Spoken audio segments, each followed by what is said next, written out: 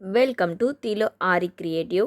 இன்றைக்கி வந்து டே 11 பார்க்க போகிறோம். இந்த டே 11 பார்த்தீங்க அப்படின்னா நான் வந்து கிராஸ் லோடிங் தான் சொல்லி கொடுக்க போகிறேன். கிராஸ் லோடிங்கில் உள்ளே எப்படி பைப்பிங் த்ரெட்டை வச்சு எப்படி போட போகிறது அப்படின்றத நான் சொல்லி கொடுக்க போகிறேன். மோஸ்ட்லி கிராஸ் லோடிங்கை பற்றி ஓரளவுக்கு உங்களுக்கு புரிஞ்சிருக்கும். நான் இத்தனை 10 டேஸில் சொல்லி கொடுத்த வரையுமே எப்படி போடுறதுன்றது ஒரு ஐடியா இருக்கும் உங்களுக்கு.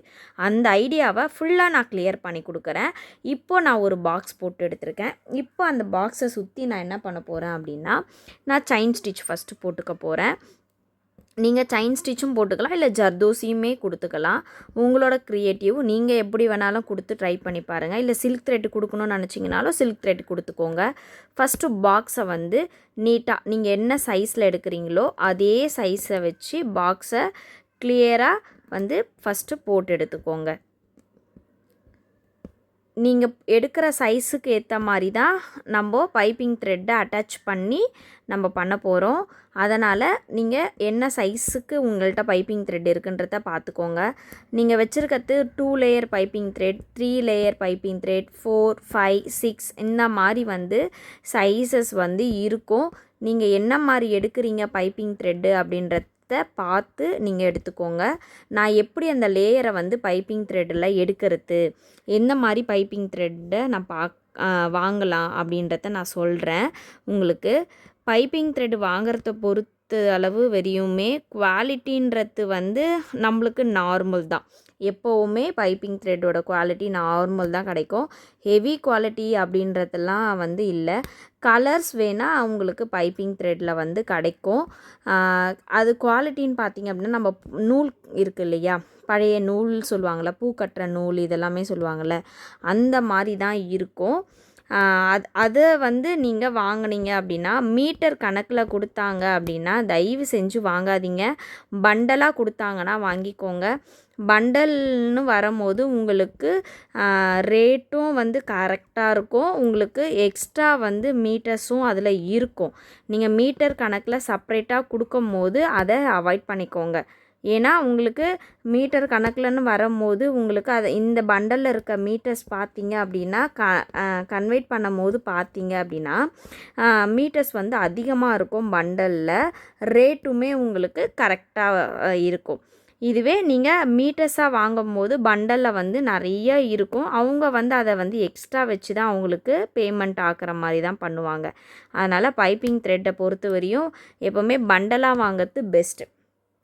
இப்போது பைப்பிங் த்ரெட்டு சொல்கிறீங்களே, எது தான் அந்த பைப்பிங் த்ரெட் அப்படின்னு பார்த்தா இது தாங்க பைப்பிங் த்ரெட்டு. இதில் எப்படிங்க லேயரை கண்டுபிடிக்கிறது அப்படின்னு டவுட் இருக்கும். இதில் இந்த மாதிரி வந்து கார்னரில் பார்த்தீங்க அப்படின்னா இந்த மாதிரி இருக்கும். நான் உங்களுக்கு பிரித்து காமிக்கிறேங்க பாருங்கள். இப்போது என் கையில் என்ன லேயர் இருக்குன்னா 3 லேயர்ஸ் இருக்குது. இங்கே பாருங்கள், 3 லேயர்ஸ் இருக்குது. தெரியுதா உங்களுக்கு? 3 என்ன பண்ணியிருக்காங்க, சுருட்டியிருக்காங்க. இது தாங்க லேயருக்கு சொல்லுவாங்களே. இப்போ வந்து இது 2 லேயர்ஸில் இருக்கிறது அப்படின்னா, இந்த 2 உருட்டை மட்டும் இருந்துச்சு அப்படின்னா உங்களுக்கு 2 லேயர்ஸில் வரும். இது 3 லேயர்ஸ். இந்த மாதிரி லேயர் சுத்த சுத்த உங்களுக்கு இந்த பைப்பிங் த்ரெட்டோட சைஸ் வந்து உங்களுக்கு பெருசாகிட்டே போகும். பெருசாக போகும் போதெல்லாம் பார்த்துருப்பீங்க, கயிறெல்லாம் வந்து எதுக்குன்னா யூஸ் பண்ணும் போது பார்த்துருப்பீங்க, கயிறு எல்லாமே வந்து பெரிய பெரிய இதெல்லாம் கட்டும் போது கயிறு யூஸ் பண்ணுவாங்க. அந்த கயிறு இந்த இதுலேருந்து தான் வரும். அது லேயரில் தான் வரும். இந்த மாதிரி வந்து திக்னஸ் லேயர் வந்து அதிகமாக வெறியுமே இருக்குது நம்மளுக்கு. உங்களுக்கு தேவையான லேயர்ஸ் வெறியுமே நீங்கள் வாங்கிக்கலாம். இப்போ இதை எப்படி கட் பண்ணணும் அப்படின்னு சொல்லி பார்த்தீங்க அப்படின்னா, இந்த அளவுக்கு பாக்ஸுக்கு ஃபுல்லாக கட் பண்ணக்கூடாது. பாக்ஸுக்கு உள்ள இந்த சைட் பாதி கேப், இந்த சைட் பாதி கேப் இருக்கிற மாதிரி நீங்கள் பைப்பிங் த்ரெட்டை இந்த அளவுக்கு கட் பண்ணிக்கணும். இப்போது இந்த மாதிரி நீங்கள் கட் பண்ணிவிட்டு இதை வந்து ஃபஸ்ட்டு வந்து க்ளூ போட்டு லைட்டாக வச்சுருங்க.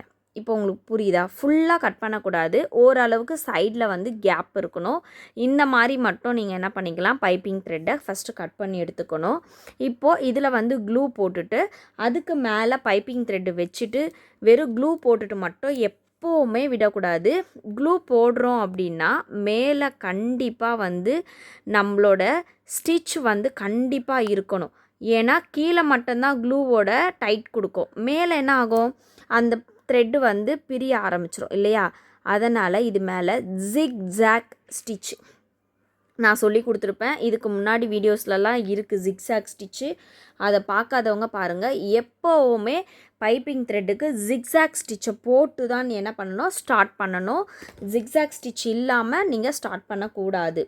ஓகேங்களா? இதை வந்து நீங்கள் கம்பல்சரி பார்த்துக்கோங்க. இந்த மாதிரி மேலே ஜிக்ஸாக் ஸ்டிச் வரும்போது உங்களுக்கு ஈஸியாக அது என்ன ஆகும், அப்படியே வந்து டைட்டில் இருக்கும். இந்த ஜிக்ஸாக் ஸ்டிச் போடும்போது ரொம்ப டைட்டாக போடக்கூடாது. நம்ம அந்த பஃப்னஸை வந்து கம்மி பண்ணிடக்கூடாது.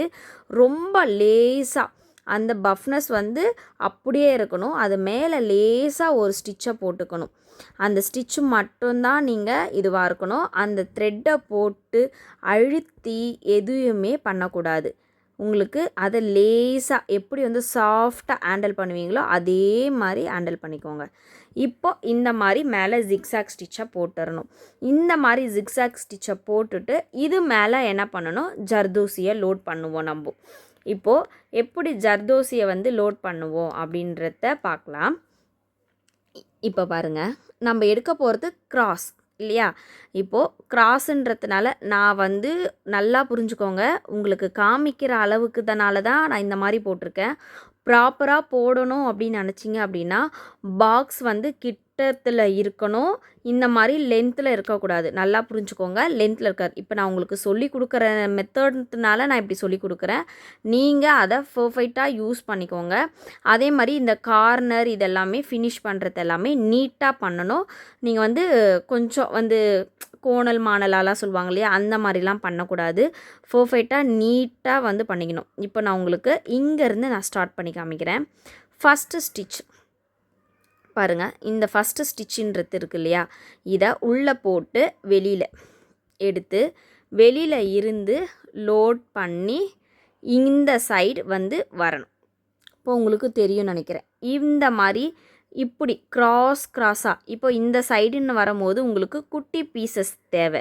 அதனால் நீங்கள் எது வரையும் குட்டி பீசஸ் தேவைன்றத விட்டுட்டு உங்களுக்கு எங்கேருந்து உங்களுக்கு சைஸ் வந்து கரெக்டாக அமையுது அப்படின்றத பார்த்துட்டு நீங்கள் அங்கேருந்து என்ன பண்ணிக்கோங்க, லோடிங்கை ஸ்டார்ட் பண்ணிக்கோங்க. குட்டி பீஸ் வரும்போது நீங்கள் உள்ளே இருந்து இது பண்ணி குட்டி பீஸை அப்புறமா ஃபினிஷ் பண்ணி எடுத்துக்கோங்க.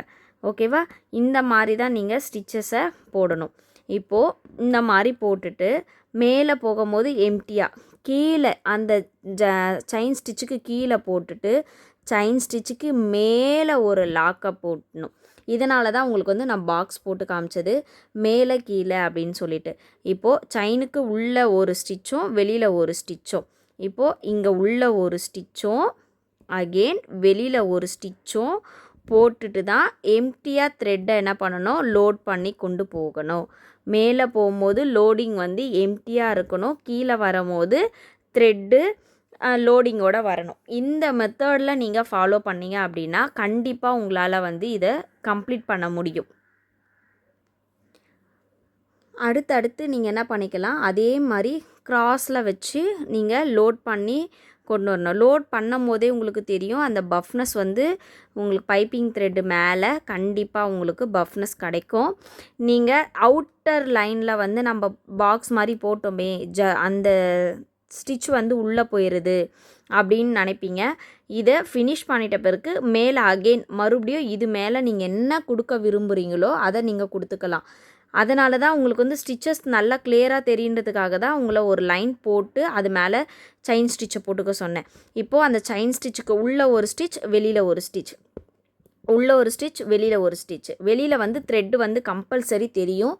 அதுக்காக தான் அவுட்டர் வந்து நீங்கள் எப்போவுமே கொடுத்துக்கணும். ஏதாவது பீடோ கட் பீடோ ஜர்தோசியோ ஏதாவது நீங்கள் வந்து அவுட்டரில் வந்து கம்ப்ளீட் பண்ணி முடிச்சுக்கோங்க.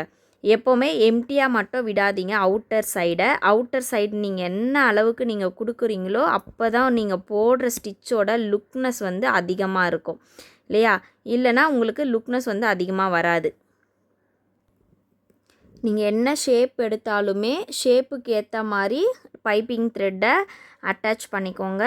ஷேப் ஷேப்பு என்ன மாதிரி இப்போது வந்து ரவுண்ட் ஷேப் எடுக்கிறீங்கன்னா ரவுண்டாக தான் பைப்பிங் த்ரெட்டை நீங்கள் அதை பேஸ்ட் பண்ணி அது மேலே ஸ்டிச்சை போட்டு ரெடி பண்ணி வச்சுக்கணும். நீங்கள் என்ன மாதிரி வந்து ஷேப் எடுத்தாலுமே பைப்பிங் த்ரெட்டுன்றது ஒன்று தான். இல்லை உள்ளே நான் ஜர்தோசியே கொடுத்துக்கிறேன்னீங்க அப்படின்னா கண்டிப்பாக நீங்கள் ஜர்தோசியே கொடுத்துக்கலாம். நீங்கள் வெளியில் ஏதோ கொடுக்கணுன்ற அவசியம் கிடையாது. என்ன வேணாலும் பண்ணிக்கலாம். ஆனால் ஸ்டிச் மாடல்ன்றது ஒன்று தான்.